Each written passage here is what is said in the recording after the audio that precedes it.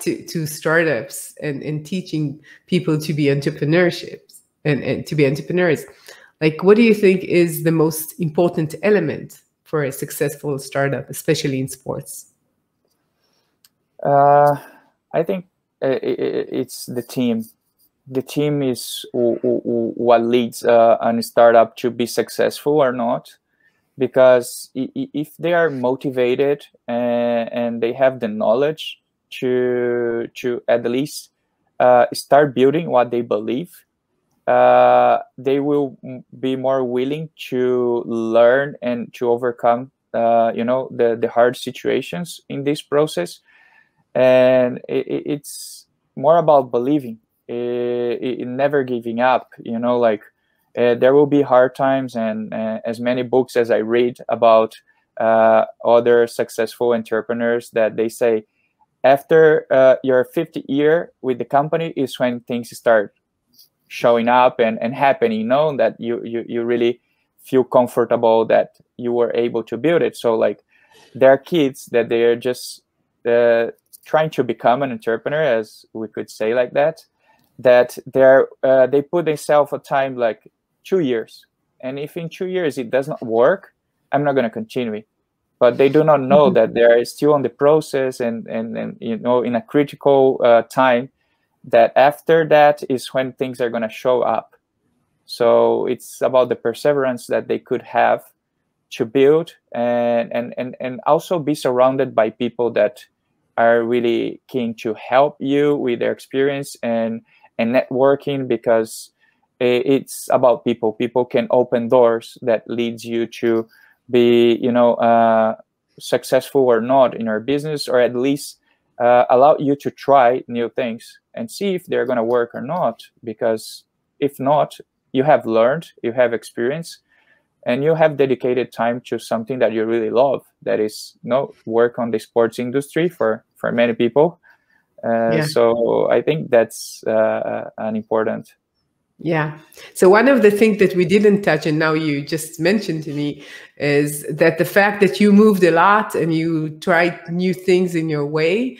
And I know that you're from Brazil originally, and you studied law, and you've been an entrepreneur, and you had a startup, and now you're teaching in academy. So all these changes. So could you tell us about like this journey of what did you learn from moving to many other places and trying new things on the way? Yeah, I try to build myself, like, coming from Brazil and looking from leading countries in other aspects. So moving to Barcelona with my law background as a lawyer, I had the opportunity and experience to work with big organizations, assessing them with tax law. So it was a very delicate aspect of the business.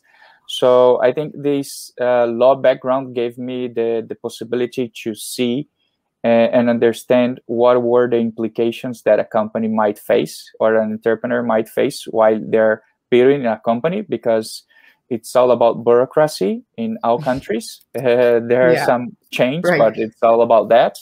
It's about contracts and how you build trust with your partners, how you sell your products. So that has helped me, to look into these areas. Then when I moved to Barcelona and I worked for a software company, so I had the possibility to learn a little bit more how it was to manage and build a company with tech. And then it leads me to build my own company, that I joined and then I merged my passion for sports with this knowledge, with technology, and the experience that I had with as a lawyer to try to manage a plan to put my business into work. And I try to learn from the best practices from every single place that I'm in, and I have never had a problem of changing. Like, I'm a very innovative, and I remember when I was a kid before the university, People are not familiar, but I used to play with my family that I would like to be an ombudsman. That is that person that goes to the companies, look into their problems and try to help them to improve the experiences in any way. And it wasn't that popular. I think the word got a little less, but then it became maybe the innovation, the innovation manager. That is something that we look into the problems inside the organizations and create methodologies for the teams to solve themselves with the knowledge that they already have. And also sometimes from outside knowledge that helps.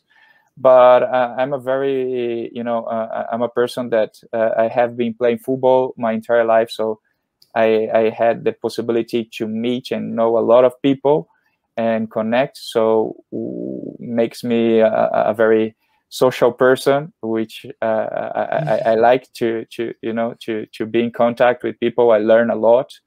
And I think I also look at good examples for myself, which is important, to see what you are doing wrong or what you are not doing right or better, that could help you to improve yourself as a person, as a professional, and apply to any other areas.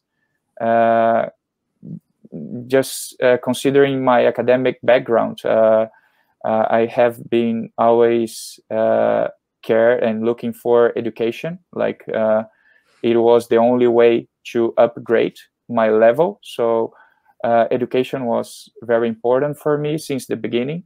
And that's from my academic side. So like my master's degree, I'm doing my PhD. So it's something that I really care about it. And nowadays teaching is somehow giving it back to the academic side, what I have been learned on my professional life and my personal life either, but in returning to the science and the society somehow.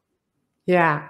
So, I love the fact that we started with growth mindset and curiosity as the beginning. And we see that this is like weaved into your life so clearly, that you're so used to doing change. Like everything that you've done is always growing and learning on the way. And first, I really appreciate that. I think it's really important to have that as a person, especially right now. So I think about what kids should know, and I always think that it's change.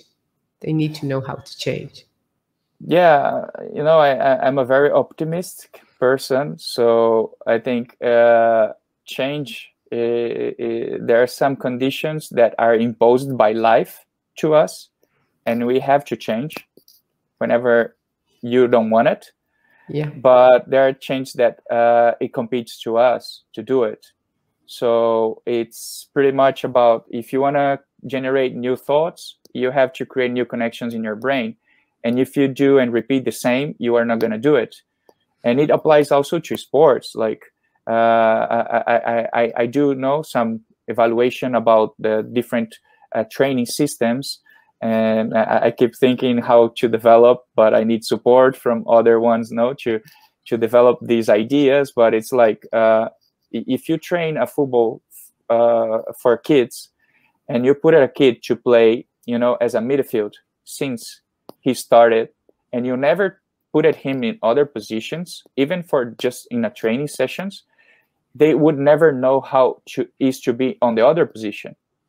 And they need to know, because they're going to give the ball to the other ones. So once you are on that position, you know how they want to receive the ball. It's just a simple example, but it's like the rotation. You can do it to generate different insights in your own brain. But if you just play on the same for your entire life, you are limited. And I believe we are unlimited person. Like everyone has the knowledge and the capacity to develop new skills and new thoughts. So change does not become more a challenge.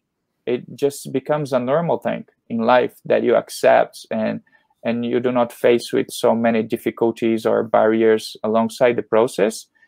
But change is, I think, is the proposal of life. We are changing every day, and we have every day the possibility to be a different person that we were the day before. So every new day is an opportunity to be alive. I think to be happy and, you know, share good things with our, you know, ecosystem, with our environment. Yeah. So I first I want to thank you for that. I think it's really important to remember that we're all in the unknown, even if we feel that we know, we don't. And you know, like for me, it's like very obvious right now what's going on in Israel, the unknown situation, and what's going on in the world in general. So I think I totally agree that when we understand that we are all fragile and we all need each other, it's all you need to know in life. And other than that, it's like a bonus for you in life. So